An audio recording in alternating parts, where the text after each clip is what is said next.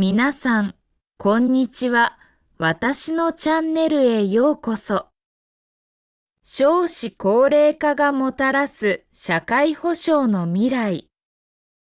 少子高齢化は、日本社会における最も深刻な課題の一つであり、とりわけ社会保障制度に大きな影響を及ぼしている。出生率の低下と平均寿命の延伸により、労働人口が減少し、高齢者の割合が増加することで、年金制度や医療、介護制度の持続可能性が問われている。これにより、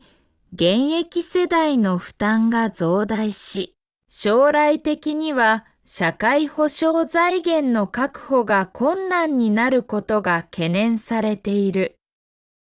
日本においては、これまで現役世代が高齢者を支えるという付加方式を基本とした社会保障制度が機能してきたが、人口構造の変化により、このモデルの維持が難しくなりつつある。そのため、制度の抜本的な見直しが不可避となっている。年金制度に関しては、高齢化の進行により受給者が増加し、一方で支え手である労働者が減少するため、年金財源の逼迫が深刻化している。現在の年金制度は、主に国民年金と厚生年金から成り立っているが、少子高齢化の影響を受け、将来的に給付水準の引き下げや支給開始年齢の引き上げが避けられない状況にある。特に現行制度のままでは、年金財源の不足を補うために税収や社会保険料の負担増が求められ、現役世代の生活への影響も懸念されている。このため、政府は年金制度の改革を進めており、例えば公的年金に依存しすぎないように私的年金制度の充実を図り、企業型確定拠出年金、企業年金や個人型確定拠出年金などの普及を促進している。また、年金制度の持続可能性を高めるためには、保険料負担の公平性を確保することも重要であり、高所得者層の負担増や、フリーランスや非正規労働者の年金加入促進策も検討されている。高齢者の就労を促進することで、年金財源の確保を図る動きも見られる。特に定年延長や再雇用制度の拡充を通じて、高齢者がより長く労働市場に参加し、社会保障財源を支えることが期待されている。現在、多くの企業では60歳を定年とし、その後再雇用制度を利用するケースが多いが、今後は65歳以上の雇用継続を促す法整備が進められる可能性が高い。また、シニア層が活躍しやすい労働環境の整備も重要であり、テレワークの導入や短時間勤務制度の拡充など、柔軟な働き方を実現するための取り組みが求められている。こうした対策を通じて、高齢者の社会参加を促し、年金制度の持続性を高めることが重要となる。医療制度に関しても、高齢者人口の増加に伴い、医療費の増大が大きな課題となっている。高齢者は慢性疾患のリスクが高く、医療サービスの利用頻度が高いため、医療費の膨張が財政を圧迫している。特に日本の医療制度は国民皆保険制度を採用しており、すべての国民が一定の負担で医療を受けられる仕組みになっているが、少子高齢化の進行により、この制度の持続可能性が危ぶまれている。これを抑制するために、政府は医療費負担の見直しや予防医療の推進に力を入れている。例えば、生活習慣病の予防を目的とした健康診断の強化や、健康寿命の延伸を目指した政策が進められている。具体的には、メタボリックシンドローム対策として特定健康審査を義務化し、生活習慣の改善を促す取り組みが行われている。高齢者の医療費負担の公平性を確保するために、一定以上の所得を持つ高齢者の自己負担割合を引き上げる動きも進んでいる。現行制度では、75歳以上の後期高齢者医療制度において、低所得者は1割負担、中所得者は2割負担、高所得者は3割負担となっているが、財政の持続可能性を確保するために、さらなる負担割合の調整が検討されている。一方で、医療サービスの効率化も求められており、遠隔医療の活用や AI を用いた診断支援システムの導入など、デジタル技術を活用した医療改革が進められている。例えば、遠隔診療を活用することで、医師不足が深刻な地方でも質の高い医療を提供できるようになり、医療リソースの最適化が可能となる。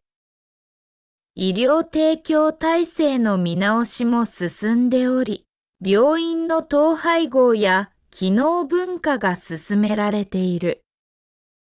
特に、地域ごとの医療資源を有効活用するために、地域医療構想が推進され、急性期医療を担う病院と慢性期医療を担う病院の役割分担が明確化されつつある。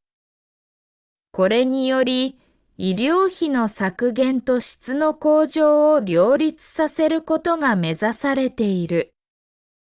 介護制度についても、高齢化の影響が顕著に現れている。要介護者の増加に伴い、介護施設の不足や介護人材の確保が喫緊の課題となっている。特に、介護職の人材不足は深刻であり、労働環境の改善や給与水準の引き上げが求められている。介護業界は長時間労働や低賃金が課題とされており、人材の定着率が低い傾向にある。